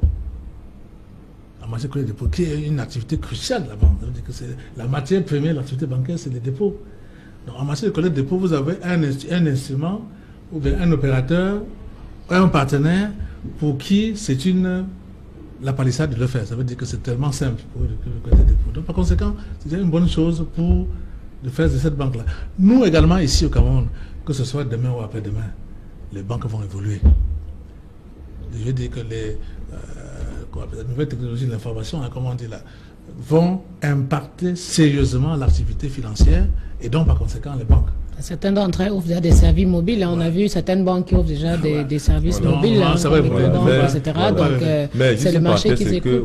C'est que pour sitôt, cette opération d'Orange et Groupama, je le vois dans notre zone économique dans plusieurs dizaines d'années. Parce qu'aujourd'hui, la reproche qu'on fait, c'est par rapport à notre émetteur. C'est-à-dire que la Banque centrale, elle-même accuse un retard technologique aujourd'hui.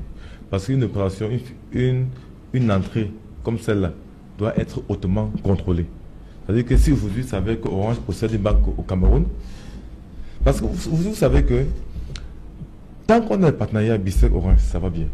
La Banque centrale contrôle uniquement la BICEC, et ça va très bien, parce qu'il y a un texte, il y a un texte là. Mais si la Banque centrale doit contrôler un opérateur qui fait à la fois de la téléphonie, qui fait à la fois de la téléphonie et à la fois de la banque, il faut que la Banque centrale soit outillée pour distinguer le type d'opération, en fait, pour lutter contre le blanchiment des capitaux, pour lutter contre la création anarchique de la création anarchique de la monnaie. Et pour l'instant, nous le disons, je dis, la Banque centrale n'est pas encore assez outillée. La Banque centrale, la BEAC a un retard technologique énorme. C'est même pourquoi aujourd'hui, la centrale de compensation, la centrale de risque fonctionne de façon intermittente. C'est-à-dire que vous mettez un chèque, un client vous met un chèque qui rentre impayé et il continue à tirer le chèque dans son compte. Son compte n'est pas bloqué, il n'y a pas d'agression, il n'a pas nulle part. Parfois, aujourd'hui, on sort l'état des chèques impayés, c'est 6 mois après.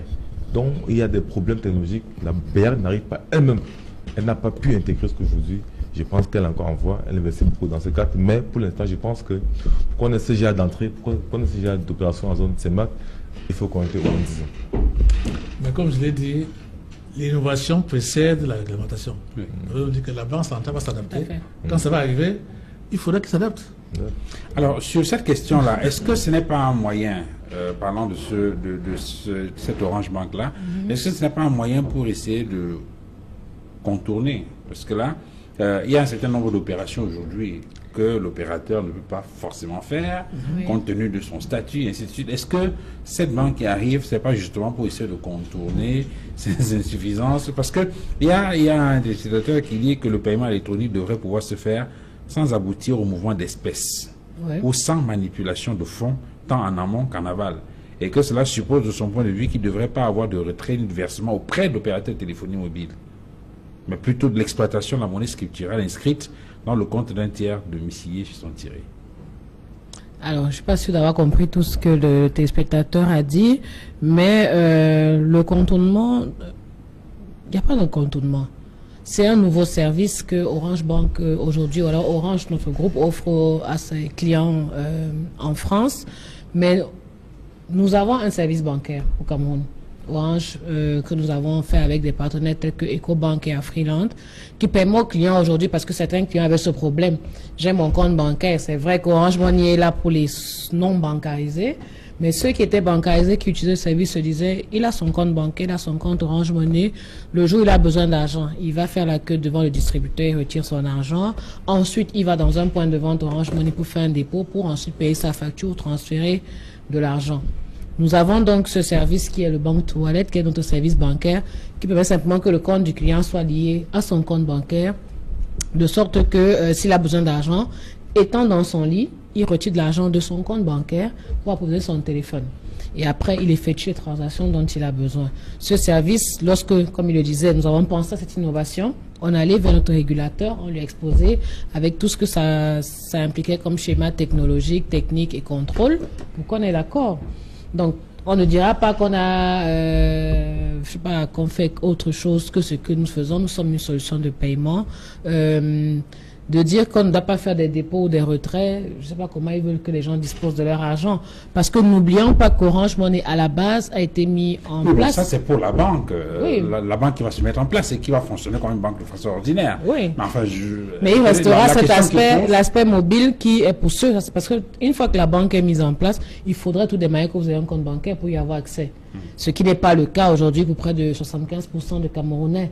Ce n'est pas parce que demain on deviendra Orange Bank qu'on aura peut-être 100% de Camerounais qui seront bancarisés. Maintenant je ne fais pas des vins comme je l'ai dit, mais il reste que la grand-mère qui est au village n'aura peut-être pas son compte bancaire, mais aura besoin d'Orange Money pour recevoir son argent et payer la facture d'électricité. Il reste que votre épouse pourra utiliser l'argent pour payer le loyer. Il reste une pléthore d'usages qui continuera d'être fait par Orange Money, décorrélé du service bancaire qu'on offrira. Nous avons un service bancaire aujourd'hui, c'est pas tout le monde qui l'utilise. Donc, de dire que Orange Bank, on va se substituer ou bien on va, je sais pas, c'est pas possible. Alors, Fonga, sur la oui, question. je pense que c'est qu'il est, il est dans une économie optimale. Ça veut dire que tout le monde a un téléphone, tout le monde utilise Orange Money. Ça veut dire que vous voulez donner 5 000 francs à votre grand-mère, vous l'envoyez un Orange Money, elle va acheter du pain à la boutique, elle va à la boutique, elle envoie 200 francs à la boutique, elle achète du pain. Tout ce qu'on a. C'est-à-dire que ça, c'est quelque chose qu'on peut atteindre un jour, mais c'est un idéal. On pourra l'atteindre. Mais il faut déjà remarquer que la BEA gagne dans cette opération. Pourquoi? Parce que la BEA qui supporte le coût d'impression des billets de banque, c'est un coût pour la BEA. Parce que chaque temps, si je prends un billet de 1000 francs, j'achète quelque chose chez toi, elle achète chez toi, ça circule, le billet se détruit. Et quand ça rentre à la BEA, il faut qu'elle imprime les billets nouveaux pour remplacer les billets qui sont dessus. Donc là, maintenant, au moins, avec cette activité-ci, les billets se détruisent de moins en moins. Ça fait que la BEA dépense moins d'argent pour imprimer les nouveaux billets de banque. C'est un coût, c'est un gain. Donc je pense que... Vous êtes d'accord avec le développement qu'elle a fait sur la question de la sécurisation des fonds? Pour vous, les risques ne sont pas aussi importants que les gens semblent indiquer? Le seul risque que moi, si je me considère comme utilisateur, j'ai eu avec Orange Money, c'est que avant de valider l'envoi, vous ne savez pas à qui vous envoyez. Or, avec MTN, vous voyez à qui vous envoyez. Quand c'est un envoi, vous dit, vous voulez envoyer 10 000 francs à Jacques Dobin à tel numéro. Vous êtes d'accord? Vous dites oui, je suis d'accord, vous envoyez. Orange, ce n'est pas le cas. Orange, si vous vous trompez sur un numéro, ça part à quelqu'un d'autre. Mais là encore, le risque peut être annulé parce que la personne est identifiable. On sait à qui. Mais seulement si vous ne pouvez pas retirer tout de suite, il va dire je vais rembourser. À la banque, je me souviens, mon père a fait la banque, lorsqu'il faisait, quand tu faisais un versement par erreur dans le compte d'un tiers, vous venez faire un versement dans votre compte, par erreur, il saisit un autre numéro de compte. Il verse là. Quand tu viens, tu vas dans le compte 2 millions, tu n'as rien versé, tu prends, tu utilises. Quand la banque te dit, je vais rembourser. Quand je vais rembourser. Donc, au moins, ça, c'est que... Quand vous manifestez votre bonne foi... Votre bonne foi, vous écrivez que oui, je connais, j'ai reçu. Mais moi, je vais rembourser. Il n'y a pas de souci. Vous remboursez en 2 ans, en 3 ans, il n'y a pas de souci. Pareil avec Orange Money, c'est-à-dire que vous envoyez l'argent par erreur à quelqu'un et qu'il est intelligent, il peut retirer, il utilise. Et quand on se dit que je vais rembourser, quand je vais avoir, peut-être Orange peut choisir comment le jour où il y aura l'argent dans son compte Orange Money, on va retirer automatiquement. Mais il faut qu'il y ait encore ce service qui soit disponible parce que moi je... Non, mais je vais vous répondre parce que ce service est disponible. Donc il y a 2 réponses, c'est vrai. Notre parcours client, comme je disais, dans mon rôle en charge de l'expérience client, nous sommes en train de faire évoluer parce qu'on a beaucoup de clients qui nous ont demandé à voir le nom de la personne qui recevait l'argent s'afficher. Ce sera fait dans les très prochains jours. Mais dans le cas que vous évoquez, on a 2 réponses. Premièrement, nous avons une application qui est l'application Orange Money. Vous avez un smartphone, vous téléchargez l'application Orange Money comme on télécharge WhatsApp, vous utilisez. L'avantage de l'application, c'est que lorsque vous voulez faire un transfert d'argent, vous avez accès directement à votre répertoire. Ça veut dire qu'au lieu de saisir le numéro de téléphone, vous avez l'icône qui vous demande d'accéder au répertoire. Et là, c'est comme quand vous émettez un appel, vous sélectionnez le nom de la personne à qui vous envoyez l'argent, vous êtes sûr de ne pas vous être trompé. À moins d'avoir le même nom répété plusieurs fois avec des numéros différents. Donc ça, c'est une première réponse. Et la deuxième, c'est que si vous avez fait une erreur comme celle-là, n'hésitez pas à appeler notre service client. On a la possibilité d'annuler le transfert. Donc si vous vous trompez, on annule le transfert au 951 et le transfert est annulé. Il répond toujours. Alors, pour revenir à cette question d'Orange Bank, là, on a indiqué tout à l'heure que dans les transactions, elle a parlé de cette carte Visa. Elle a indiqué également qu'il y a un mouvement important avec notamment le directeur je crois, la BICEC, qui indiquait que la banque a 12 milliards de francs CFA de monnaie électronique émise depuis que ce partenariat a été mis en place. Est-ce que, avec cette évolution et cette progression, par exemple, de cet opérateur de téléphone mobile, il n'y a pas une menace sur l'activité des banques classiques et ordinaires? C'est vrai que vous avez indiqué tout à l'heure qu'on doit s'adapter à la technologie. Mais est-ce qu'il n'y a pas à s'inquiéter de cette avancée fulgurante de ces opérateurs dans cette activité de transfert de mouvements financiers? Pourquoi? Il n'y a pas à s'inquiéter. Les banques sont déjà dans le mouvement. Ça veut dire que si vous êtes, ça pas dans n'importe quelle bonne école, si vous êtes dans une alliance et que vous ne suivez pas votre partenaire pour pouvoir capter ce que vous, je veux dire, les compétences qu'il a et dont vous avez besoin. Si ça dure un certain nombre d'années, vous n'avez pas pu faire ça. Parce que vous êtes une entreprise. Simplement. De façon palpable, ceux qui ne sont pas encore arrivés, il s'agit de faire quoi, de façon précise? Non, mais c'est une auto-exclusion du marché. Il y a un vent généralisé qui est dans le numérique, avec toutes ses conséquences. On vient d'en parler largement. Vous n'êtes pas. Et ensuite, vous allez vous dire, vous avez un problème d'avoir déjà tout de suite là, sur la concurrence. Vous êtes certainement des banques de second ordre. Tout de suite là aujourd'hui. Elles sont certainement des banques de second ordre. Maintenant, quel est l'avenir? L'avenir, c'est que si elles restent comme elles sont, vous allez parler de leur monde en bientôt. Okay? Abba Fonga, sur cette affaire, vous êtes directeur de microfinance. Est-ce que vous ne sentez pas, au niveau de votre microfinance, ou bien dans d'autres microfinances de façon globale, qu'on est dans une situation où si rien n'est fait, effectivement, elles vont continuer à tomber, comme elles sont en train de tomber là. On remarque qu'avec ces opérateurs de téléphone mobile, les mouvements sont plus fluides, les transactions sont plus... Est-ce que ces microfinances n'ont pas... Est-ce qu'il n'y a pas une nécessité? Est-ce que, je veux dire, vous, en tant que directeur d'établissement de microfinance, est-ce qu'il n'y a pas des précautions à prendre là et des mesures à envisager pour qu'effectivement, ce qui est arrivé à ces opérateurs-là n'arrive pas à ces établissements de microfinance, par exemple? Nous avons gagné, en passant, nous avons gagné beaucoup d'argent dans le transfert d'argent. Entre les années 2002 et 2012, avant l'arrivée d'Orange et MTN Money. Mais nous avons trouvé une solution à cela. Simple solution.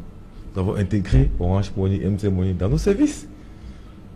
Pour l'instant, c'est vrai que mes collègues l'ont fait, et surtout qu'il y a les plafonds limites à Orange et MTN Money. Les plus grandes transactions, vous allez vous rendre compte que tous les microfinances qui sont installées à Kousséry font transfert d'argent, les commerçants. Donc, il y a ceux qui sont à Kousséry uniquement pour transfert d'argent ici. Les microfinances, même les banques. Parce que les commerçants transfèrent 10 millions, 20 millions. Ce qu'on peut faire avec Orange Money, ça aussi, il faut disséquer en plusieurs, et c'est très compliqué. Donc il y a des gens qui ne sont pas prêts à faire cela, à disséquer l'opération. Donc il y a ce niche de clients qui reste toujours dans le transfert d'argent. Maintenant, pour des clients, pour d'autres clients, nous gagnons plus avec Orange Money. Parce que quoi? Moi, si j'ai mon réseau, si j'ai une agence à Bafoussam, j'avais des clients qui envoient de l'argent, de dollars à Bafoussam dans tel quartier parce que je suis dans tel quartier à Bafoussam. Mais aujourd'hui, tout le monde peut envoyer chez moi. Qu'il ait un compte chez moi ou pas. Tout le monde peut envoyer parce que c'est Orange Money, c'est MTN Money. Et on peut rester partout. Donc, les gens viennent chez nous parce que, en tant que banque, nous avons de la liquidité. Alors, donc, je pense qu'à ce niveau-là, nous sommes rattrapés, on n'a pas Yoga, vous avez expliqué ce que les citoyens gagnent. Et l'État, qu'est-ce qu'il gagne dans toutes vos affaires-là? L'État, qu'est-ce qu'il gagne? C'est une question piège. La TVA. Mais de toutes les manières, en tant qu'entreprise, on paye des taxes déjà à l'État. Donc, plus on a de l'argent qui Taxe en rentre. tant que groupe de télécommunications, bien Oui, taxe en taxe en tant c'est qu'entreprise. et sur les activités que vous menez aussi. à Puisque côté. ces activités que La nous TVA. menons rapportent de l'argent de toutes les Tout à manières. fait. Donc, dans ce cas, on paye des taxes. Avec les partenaires que nous avons, toutes les factures que nous établissons, il faut payer des taxes pour les payer. Donc, l'État gagne parce que si avant on gagnait 1 franc, aujourd'hui on en gagne peut-être 5. Ça fait plus de taxes que nous reversons à l'État. L'État gagne aussi parce qu'on a des services qu'on offre. Aujourd'hui, on a les taxes qu'on permet de payer. Ça leur apporte de l'argent. Ça permet de recouvrir plus facilement. Donc, ils y gagnent énormément. Et, vous recrutez Et comme on aussi. le disait, voilà, c'est ce Vous que recrutez j'allais aussi. dire. Il y a Parce qu'il beaucoup y a, de il y a Camerounais un qui chômage. il y a beaucoup de Camerounais qui aujourd'hui ont trouvé de l'auto-emploi, des auto-entrepreneurs, parce qu'ils viennent nous dire « Ah, je veux faire ouvrir un point Orange Money. On va le mettre dans un kiosque, on va créer une boutique. Il aura sa boutique qui va recruter des vendeurs. On a des expériences, des femmes qui avaient son salon de coiffure, c'est ce qu'elle faisait, c'est tresser.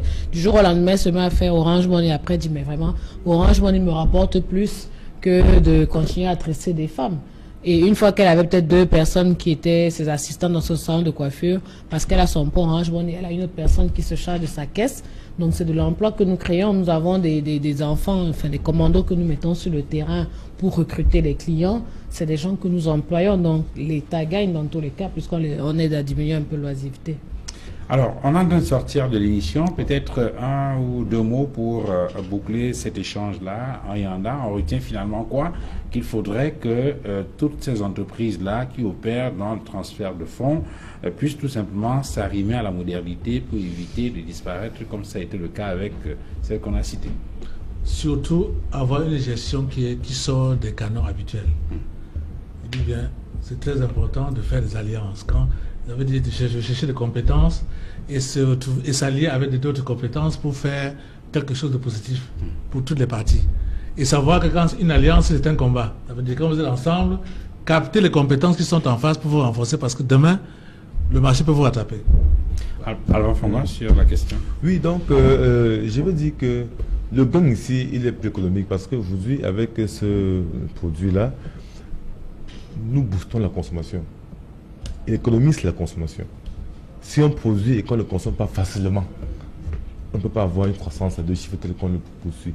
Donc le gain principal de l'État, ce n'est même pas au niveau de l'impôt que Orange Money doit payer. Parce que si on regarde l'impôt, c'est la taxe sur la TVA surtout de 200 millions qu'elle paye par mois.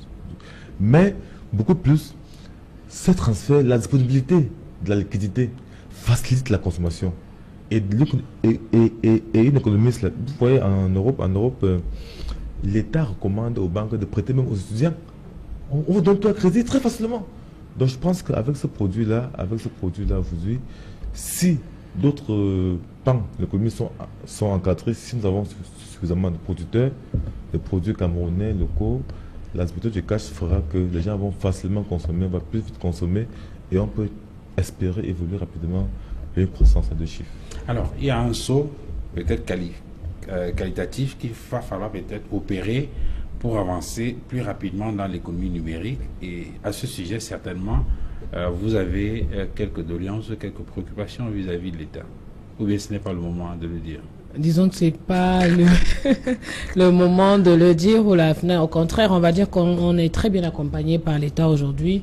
Mieux ils comprennent, parce que beaucoup de gens aussi, on va pas le cacher, il y a cette incompréhension généralement, mais plus ils comprennent dans quoi nous faisons, mieux ils nous accompagnent. Donc on n'a pas de souci, on est très accompagnés, comme je le disais, par la BEAC, par la COBAC, par le gouvernement camerounais qui nous fait confiance aujourd'hui. Donc on n'a pas de doléances particulières, simplement de dire aux Camerounais, nous sommes là pour les servir. Le service Orange Money, c'est pour eux, c'est pour leur faciliter la tâche, c'est pour leur permettre d'effectuer toutes les transactions. Oui, qu'on n'a pas besoin pour l'instant de connexion Internet. On n'a pas besoin de connexion Internet. Ça veut dire que tout ce qu'il y a eu comme coupure d'Internet dans les régions du nord-ouest et du sud-ouest, ça n'a pas perturbé vos activités? Non, pas du tout. Okay. Aujourd'hui, vous envoyez, si vous interrompez vos données et que vous voulez faire un transfert d'argent, ça marchera. Et simplement, comme on le dit, hein, il va falloir simplement que les Camerounais comprennent que nous ne sommes pas en guerre contre les autres opérateurs. de transfert d'argent. La Côte d'Ivoire, l'Afrique de l'Ouest, aujourd'hui, les banques continuent d'évoluer, de prospérer même, malgré que là-bas, Orange Money ou alors les services mobiles soient de 80%. En Côte d'Ivoire, on avait l'association des banques et établissements de microfinance qui vous disait qu'on avait quand même un taux de pénétration plus puissant que celui des banques classiques. Mais ceci n'empêche pas pour autant que les banques continuent de prospérer dans ces pays-là. On va s'arrêter là. Je vais retenir entre autres que si on se présente à un point Orange Money et qu'on ne peut pas être servi, c'est qu'il n'y a pas d'argent. Entre autres. En tout cas, c'est pas un problème de connexion. Entre autres. Merci Renyoga d'être venu sur le plateau de G137 Débat. Merci à Banfonga d'être venu. Merci à vous, Henri Nada. Merci à vous, madame, messieurs, d'avoir regardé cette autre livraison 237 Débat. Je vous souhaite une excellente soirée et à très bientôt. Au revoir.